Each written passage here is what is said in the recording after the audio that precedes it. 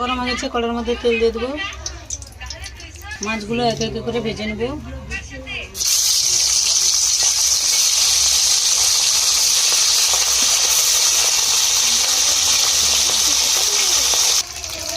চন্দনা ইলিশটা ভেজে নিয়েছি, এবার তুলে নেব।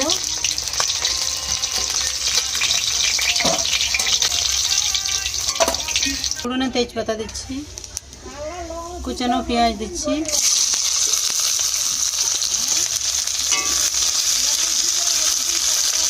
পেঁয়াজটা ভেজে নিয়েছি। এবার আলুটা দিয়ে দেবো, এটা কুচি দিয়ে দেবো, পরিমাণ মতন হলুদ দিয়ে দেবো, লবণ দিয়ে দেবো, এবার গুঁড়া দিয়ে দেবো,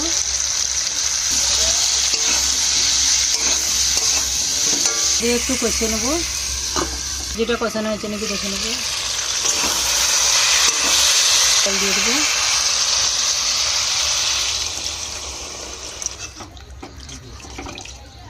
ঢাকা দিয়ে একটু সিদ্ধ করে নেব।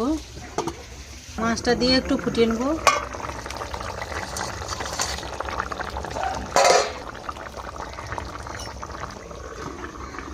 এটা হয়েছে নাকি দেখে নেব। হয়ে গেছে, উপর দিয়ে ধনেপাতা দিয়ে দেবো।